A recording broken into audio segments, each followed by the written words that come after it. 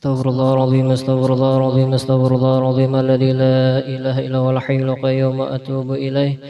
إلى حضرة النبي سيدنا ونبينا ومولانا محمد صلى الله عليه وآله وأصحابه والحضور الكرام، خصوصا الإمام مهاجر الله أحمد بن عيسى وحسن إبراهيم، وخصوصا الإمام فقيه مقدم محمد بن علي بن علي وحسن إبراهيم، وخصوصا الإمام عبد الله بن علي بن محمد أحد الصاحبات، وخصوصا الشيخ أبو بكر بن سالم وحسن إبراهيم، وخصوصا مصنف هذا الكتاب الشيخ سالم بن سمير الحضرمي بسر الفاتحة.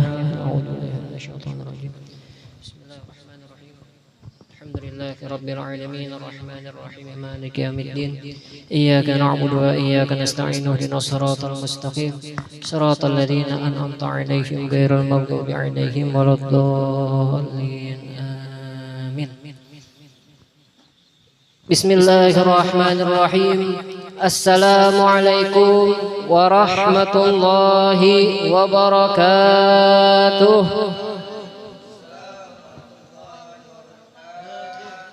بسم الله الرحمن الرحيم. الحمد لله رب العالمين، نحمده ونستعين ونستغفره ونعوذ بالله من شرور أنفسنا ومن سيئات أعمالنا. من يهد الله فلا مضل له ومن يضلل فلا هادي له. أشهد أن لا إله إلا الله وحده لا شريك له، وأشهد أن سيدنا محمدا عبده ورسوله ولا نبي بعده. اللهم صل وسلم وبارك على سيدنا محمد مفتاح باب رحمة الله عدد ما في علم الله، صلاة وسلاما دائمين بدوام ملك الله وعلى آله وصحبه ومن والاه. Rabbi israh li sadri wa yassir li amri wahlul 'uqdatam min lisani yafqahu qawli wa saddid lisani wahdi qalbi bihaqqi sayyidina Muhammadin sallallahu alaihi wasallam. Amma ba'du. Alhamdulillah, segala puji bagi Allah Subhanahu wa taala yang mana Allah telah memberikan kita taufik, hidayah, inayah, pertolongannya kepada kita agar dapat berkumpul di majelis ini yang insyaallah majelis ini selalu diberkahi dan dari Allah Subhanahu wa taala. Amin amin ya rabbal alamin. Dan tak lupa pula salawat serta salam selalu kita haturkan kepada keharibaan kita, suri tauladan kita, ikutan kita, panutan kita ialah baginda Nabi besar Muhammad sallallahu alaihi wasallam serta keluarga beliau, sahabat beliau, pengikut beliau ila yaumil qiyamah. Amma ba'du. Terlebih dahulu ulun sampaikan bahwasanya majelis kita ini majelis lanjutan. Majelis lanjutan dari mana? Dahulu sebelum diadakannya malam Sabtu di sini, karena ini permulaan di sini, sebelumnya kami melanjutkan majelis Habib Muhammad Arsyad Al-Qadri yang terletak di Raut. Nah, asalnya di Raut malam Minggu lawan bagian ini juga.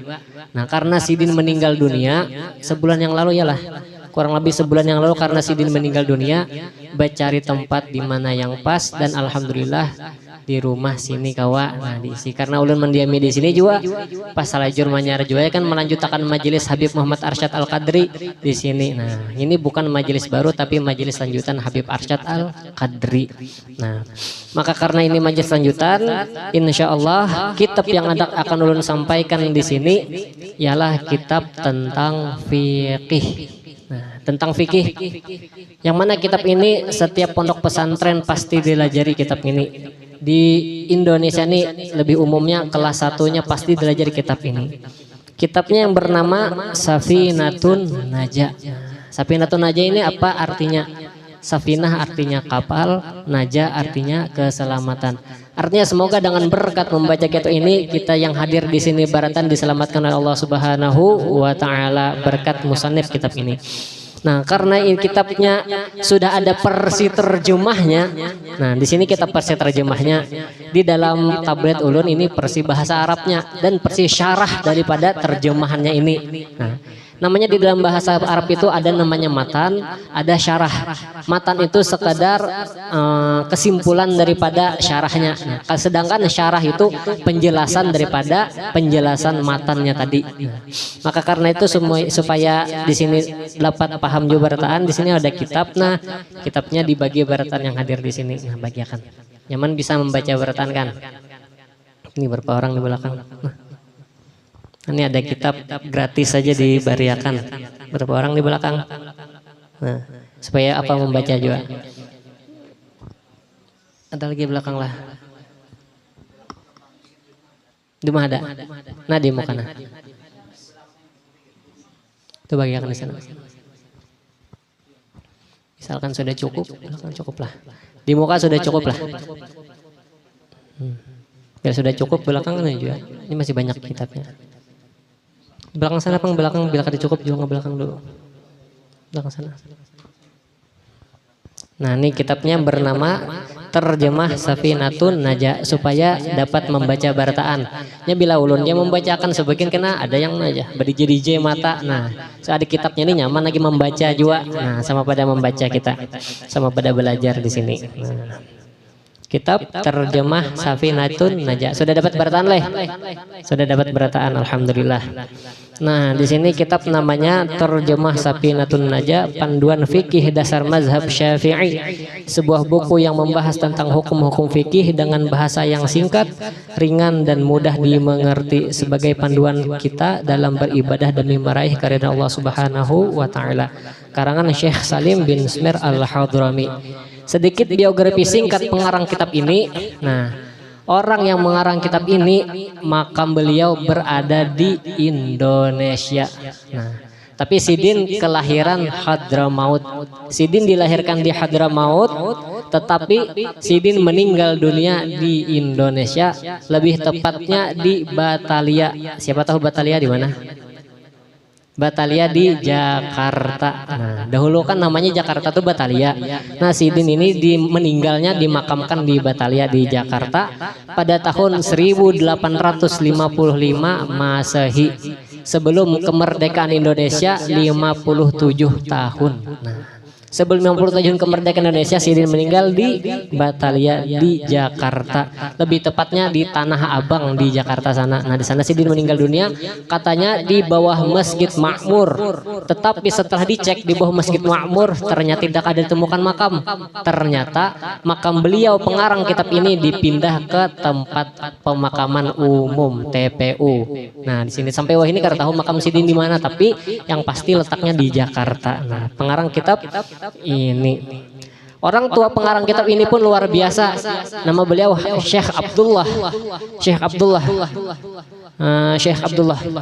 Ya, nama pengarang kitab ini orang tuanya termasuk daripada 7 abadilah sab'ah yang mana di Hadramaut sana.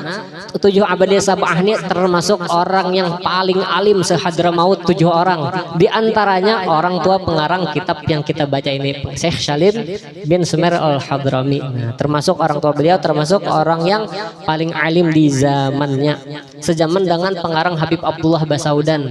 Habib Allah Basaudan itu ialah sezaman atau bekawan lawan abah daripada pengarang kitab ini ialah Syekh Abdullah. Nama beliau kan Syekh Salim bin Smir Al-Hadrami. Nah, lanjut kita masuk ke dalam pembahasan kitabnya saja langsung. Karena dan juga alhamdulillah sebelumnya ulun setelah datang dari Tarim Hadramaut Yaman langsung diperintahkan oleh mudir ulun di sana, Profesor Dr. Al Habib Ali bin Muhammad bin Syihabuddin. Nah, diperintahkan beliau misalkan bulik jar jangan tertinggal lawan majelis ta'lim majelis ilmu Jasidin, atau ulah aja diwadahikan majelis ta'lim majelis ilmu aku ridho aja Jasidin.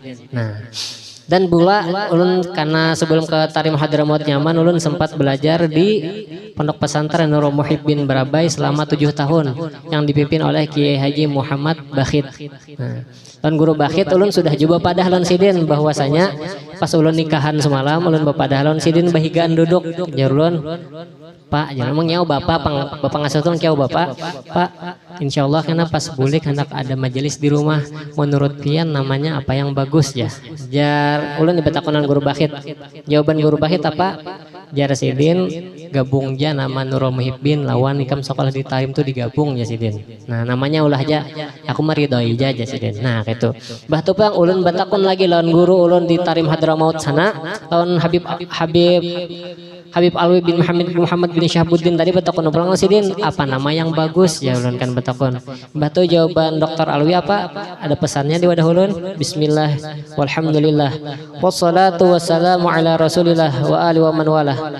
Usammina majlisakum majlisal hidayah wa nas'alullah ayyaj'ala kulla man hadarahu wa aw sami'ahu tusirru fil hidayah tamah ridha rabbil alamin, yang artinya aku menyebut nama Allah kata mudir ulun di Tarim nih, dan segala puji bagi Allah, salawat dan salam atas Rasulullah dan keluarga dan orang yang mengikuti Rasulullah.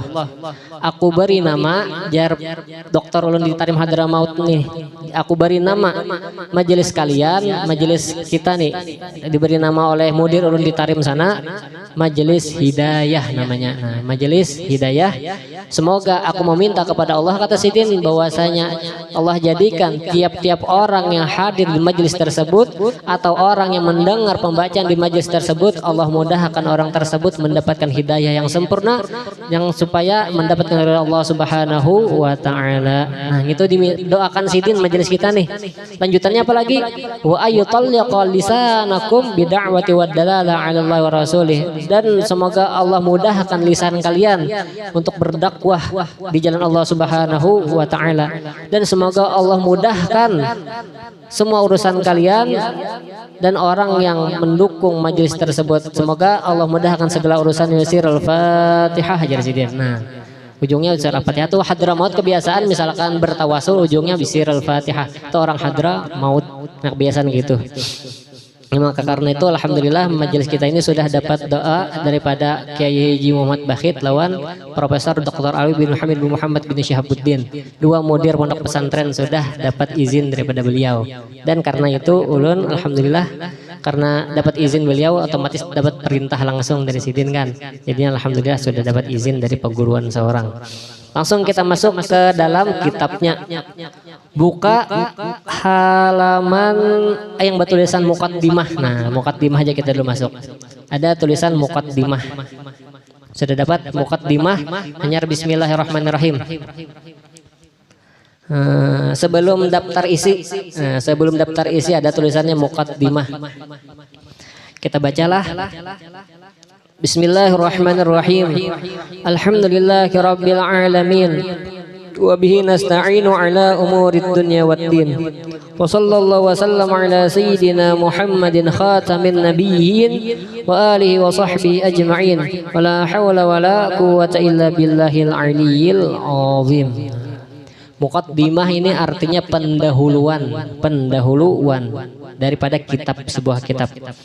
Didahului pengarang kitab ini dengan ucapan Bismillahirrahmanirrahim, yang artinya dengan menyebut nama Allah yang Maha Pengasih lagi Maha Penyayang. Timbul pertanyaan, kenapa setiap kitab-kitab yang bermanfaat orang Islam pasti dimulai dengan ucapan Bismillahirrahmanirrahim? Apa alasannya? Nah, dijawab oleh syarahnya. Apa jawaban syarahnya? Wa innama iftatahal muallifu kitabahu bil basmalah liiqtida'i bil Qur'anil aziz. Hanya saja kata pensyarah kitab ini dimulai musannif memulai kitabnya dengan ucapan Bismillahirrahmanirrahim itu karena mengikuti Al-Qur'anul Karim. Karena Al-Quran itu dimulai dengan apa?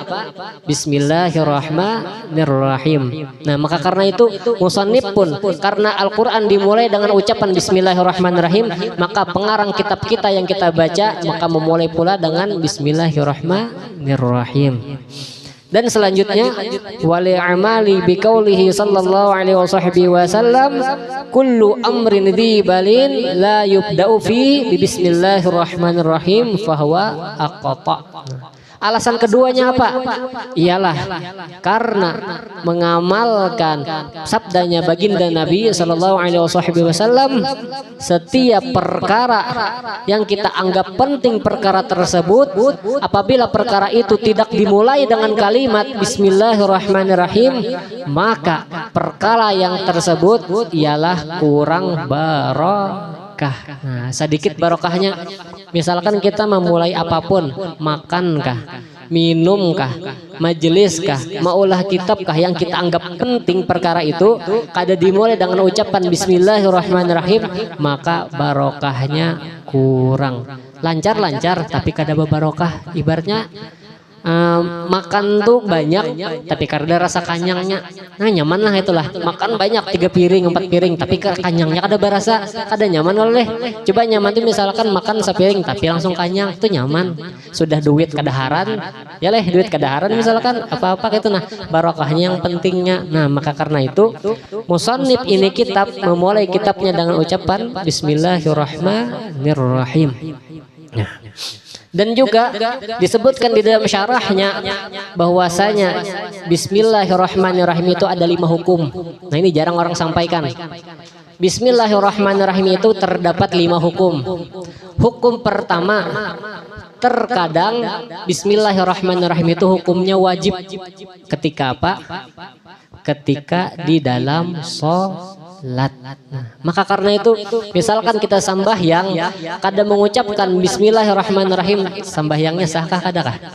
Kada sah, karena ucapan surah Al-Fatihah itu dimulai dengan Bismillahirrahmanirrahim.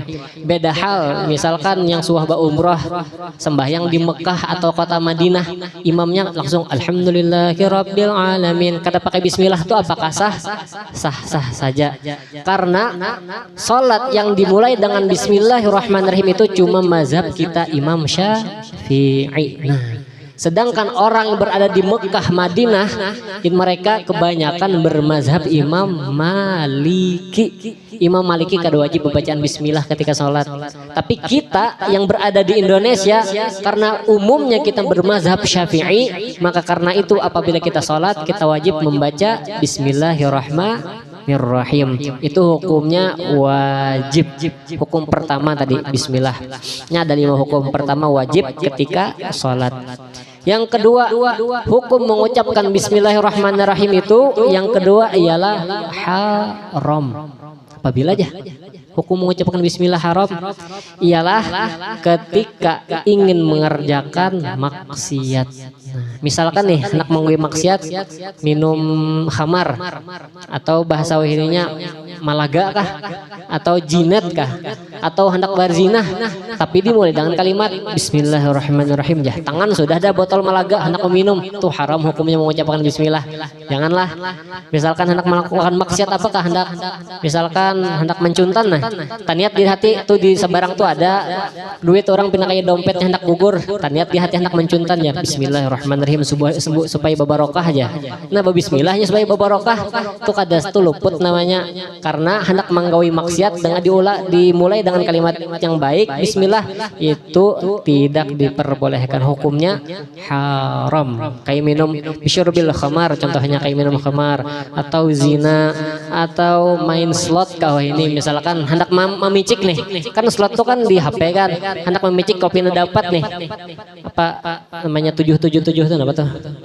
Nah kayak itulah supaya dapat lah main slot tuh lah, hendak memicik Bismillahirrahmanirrahim, jatuh jangan maksiat jatuhnya, karena itu jangan jatuh, hukum bismillahnya haram. Hukum kedua. Hukum ketiga, terkadang mengucapkan bismillah itu sunnah. Sunnah seperti apa? Seperti yang biasa, memulai kitab, hendak makan bismillah, hendak minum bismillah, dan yang lain-lainnya, hal-hal yang diperbolehkan itu hukumnya sunnah namanya. Dan juga contoh yang lain, mengarang kitab, tapi misalkan mengarang kitab yang tidak bermanfaat bang, contohnya kayak misalkan kitab kita ini kan kitab bermanfaat nih, membahas fikih, tapi misalkan kitab yang tidak ada manfaatnya, contohnya kayak kitab bahasa wahidnya novel masalah cinta misalkan, diawali dengan bismillah, itu hukumnya kada sunnah tapi mubah aja. Nah Karena novel itu apakah bermanfaatkah, kadakah pembahasan cinta ulang. Nah misalkan gitu, itu hukumnya bukan sunnah tapi berubah menjadi mubah. Nah itulah hukum ketiga tadi. Bismillah itu terkadang menjadi sunnah, dan bismillah itu juga terkadang bisa hukumnya menjadi makruh. Ketika apa? Contoh akan musannif di sini syarahnya, kanazari ma yukrahu nazaruhu, seperti memandang sesuatu yang dimakruhkan memandangnya. Nah, misalkan nih contoh, acil bunga sebenarnya nih baju nunggu warung misalnya. Seorang ini hendak berbelanja ke warung, set ke warung kan. Jujur ya, pandangan pertama kan karena hendak menjulung duit bebelanjaan misalkan seprit kah. Nah hendak nukas seprit cil ya. Ayo aja cil ambil duitnya. Itu pandangan pertama kan ada masalah. Diperbolehkan karena itu untuk hibah namanya serah terima duit. Itu ada masalah. Pas ngaran bungas kan di hati tegeritik. Nah aja bungas acil tadi aja. Langsung bocap di hati. Aku ucap awali bismillah semoga berbarokah dapat acilnya aja. Nah misalkan kayak itu bismillahirrahmanirrahim aja. Memandang ke acil tadi yang kedua kalinya tuh hukumnya apa? Bismillahnya makruh. Nah, karena pandangan kedua ini bukan lagi masalah pemberian duit, menyerahkan duit, tapi ini masalah hati ulangan. Nah, itu nah. Itu hukumnya apa? Pandangan yang kedua tadi makruh. Dimulai dengan bismillahnya yang makruh lah, tapi memandangnya secara sengaja sampai bersyahwat itu hukumnya haram bila syahwat timbul syahwat. Tapi misalkan memandangnya bismillahnya tuh bismillahnya hukumnya makruh. Dan yang terakhir hukum bismillah yang kelima, ibahah, mubah hukumnya. Ala mubahati allati la syarafa fiha kana kalimata min makan ila akhar. Contohnya kayak apa? Bismillah yang mubah, misalkan memindah mata benda. Contoh, ini rehal ini hendak ulun pindah ke pinggir situ. Nah, ulun ucapkan bismillah, bismillahirrahmanirrahim, ulun angkat, ulun pindah ke ujung situ. Itu hukum bismillahnya apa? Mubah, diperbolehkan saja. Kada wajib, kada makruh. Tapi apakah berpahala? Berpahala karena kita mengucapkan termasuk ayat Al-Quran, bismillahirrahmanirrahim. Tapi hukum bismillahnya apa? Hukum bismillahnya mubah, kada berpahala, kada berdosa. Lanjut lagi kita masuk ke pembahasan alhamdulillah pulang. Hanya bismillah tadi sudah berapa menit dah? Nah sudah jalan 10 menit, 20 menit dah. Sisa 10 menit lagi. Insyaallah majelis kita ini paling lambat setengah jam, kada mau lebih, kada mau kurang insyaallah. Andai kita lebih sedikit karena dia manahi guru ulun di Tarim sana, misalkan manu majelis satu tumat aja sidin. Bila kala lawasan orang taguringan ya. Nah, kayak itu pulang. Paling lawas jar guru ulun di Hadramaut sana, ikam andai kita majelis paling lawas belajaran tuh 45 menit. Kujamin andai kita lebih 45 menit borang ngantukan ya sidin. Paling umum mumpati guru bakhit karena bila guru bakhit sidin kada mau kurang lebih ya paling lawas sidin setengah jam sidin. Lihat ya ceramah di Balangan, malam Salasa di Kitun di Barabai, malam Rabu di Balangan sidin baca paling kada setengah jam sidin habis. Insyaallah kita sisa 10 menit lagi setelah itu selesai. Sampai mana kasatopnya bareng aja. Penting kita membaca dulu kan dan dapat barokah kitab ini. Amin amin. Nah, kita lanjut pulang. Alhamdulillahirabbil alamin. Yang artinya segala puji bagi Allah Tuhan sekalian alam. Alamin di sini yang dimaksud ialah pertama manusia, yang kedua jin, dan yang ketiga malaikat. Hewan tidak termasuk. Karena apa alasannya hewan tidak termasuk? Apa alasannya? Karena hewan tidak berakal. Nah, manusia berakal, jin berakal, makanya jin kan termasuk syaitan nih, bagian jin juga syaitan, iblis itu bagian jin, makanya kan jin kau menghasut manusia, syaitan kau menghasut manusia, dan malaikat pun berakal. Di sini kalimat alamin tidak termasuk hewan, tapi yang termasuk manusia, jin dan para malaikat Allah Subhanahu wa taala. Lanjutannya, wa bihi nasta'inu ala umurid dunya waddin, dan dengan Allah kita minta pertolongan atas segala perkara-perkara dunia dan perkara-perkara agama. Nah, di sini kita meminta pertolongan kepada Allah, yang mana seperti di surah Al-Fatihah, iyyaka na'budu wa iyyaka nasta'in. kepada Engkau lah ya Allah iyyaka na'budu, kami menyembah, dan kepada Engkau ya Allah kami meminta pertolongan. Maka karena itu Sidin juga memulai dengan meminta kepada Allah atas dimudahkan segala perkara dunia dan agama. Wassalatu wassalamu ala sayyidina Muhammadin khatamin nabiyyin wa alihi wa sahbihi ajma'in. Dan salawat Allah dan salam Allah atas pemimpin kita Muhammad, penutup para nabi. Nah, di sini kalimat sallallahu itu apa maknanya? Maknanya ialah salawat dari Allah itu bermakna rahmat. Salawat dari malaikat itu bermakna istighfar. Sedangkan salawat dari kita umatnya Nabi Muhammad SAW ialah doa. Salawat dari Allah semoga mendapatkan rahmat, dari para malaikat istighfar, sedangkan dari kita ialah salawat kepada baginda Nabi itu sebagai doa. Makanya kita apabila bersalawat terus, kita selalu mendoakan Nabi, otomatis Nabi pun ingat kepada kita berataan. Nah itu makna daripada sallallahu alaihi wasallam. Di sini dan juga kalimatnya ditutup dengan ala sayyidina, atas pemimpin kita Muhammadin khatamin nabiyyin, penutup para nabi.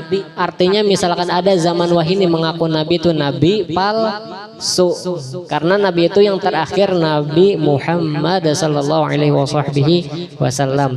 Maka karena itu diperkuat Sidin oleh musannif, oleh pengarang ini kitab dengan kalimat khatamin nabiyyin, penutup para ambiya, penutup para nabi. Apakah ada nanti jadi akhir zaman nabi selain Nabi Muhammad? Ada. Karena nanti setelah Dajjal datang, yang orang yang membunuh Dajjal ialah Nabi Isa alaihissalam. Nah Nabi Isa itu nanti turun di akhir zaman. Itunya bukan nabi terakhir juga, itu nabi sebelum Nabi Muhammad. Karena Nabi Isa itu ketika ingin disalib oleh pengikutnya, Nabi Isa diangkat, yang dibikin salib pengganti Nabi Isa siapa? Namanya siapa namanya? Lupa ulun kadingat ulun. Yang penggantinya tuh kadingat ulun. Yudas Iskariot. Nah ya bujur, yang pengganti Nabi Isa tadi Yudas Iskariot. Karena Yudas Iskariot ini termasuk orang yang mengikut Nabi Isa tapi berkhianat. Pas orang hendak menangkap Nabi Isa nih, situ-situ aja Yudas Iskariot mau berucap di situ Nabi Isa aja. Pas didatangi, sekalinya Nabi Isa hilang. Muha Yudas Iskariot tadi dirubah menjadi muha Nabi Isa, itu yang disalib. Nah, itu kisahnya. Nanti di akhirat, di akhir zaman setelah Dajjal turun, orang yang membunuh Dajjal ialah Nabi Isa alaihissalam. Lanjut lagi, kita masuk wa alihi wa sahbihi ajma'in, dan atas keluarga Nabi wa alihi. Keluarga Nabi di sini maksudnya siapa? Hum al-mu'minuna min Bani Hashim wal Muttalib. Mereka daripada golongan Bani Hashim dan Bani Muttalib. Wah ini siapa? Para habaib. Nah, para habaib tuh wah ini ialah keluarga Nabi sallallahu alaihi wasallam. Wasahbihi, dan sahabat Nabi. Apa pengertian sahabat Nabi? Pengertian sahabat Nabi ialah alladzina ijtama'u bihi sallallahu alaihi wasallam mu'minina fil ard fil hayatihi ba'da nubuwah. Nah itu pengertiannya. Ialah mereka yang berkumpul bersama baginda Nabi sallallahu alaihi wasallam, beriman kepada Nabi di permukaan bumi dan hidup ketika Nabi hidup, dan yang terpenting sesudah Nabi menjadi seorang rasul. Misalkan nih, Nabi berisi sahabat. Nabi kan banyak berisi sahabat tuh, banyak. Umur 35 Nabi banyak berisi sahabat. Tapi sahabat yang menemui Nabi ketika umur 35 setelah itu meninggal dunia, apakah dihitung sahabat Nabi? Tidak. Yang dimaksud sahabat di sini ialah orang yang sempat beriman kepada Nabi setelah Nabi menjadi seorang rasul di umur 40 tahun.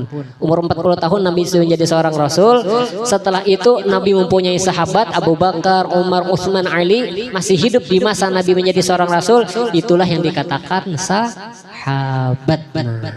Misalkan Nabi ini bisi sahabat dari halus, tapi menemui Nabi sampai umur 35, belum Nabi menjadi seorang rasul, itu belum dikatakan sahabat yang dimaksud di sini. Tapi sahabat berteman benar. Tapi sahabat yang dimaksud musannif di sini tidak termasuk.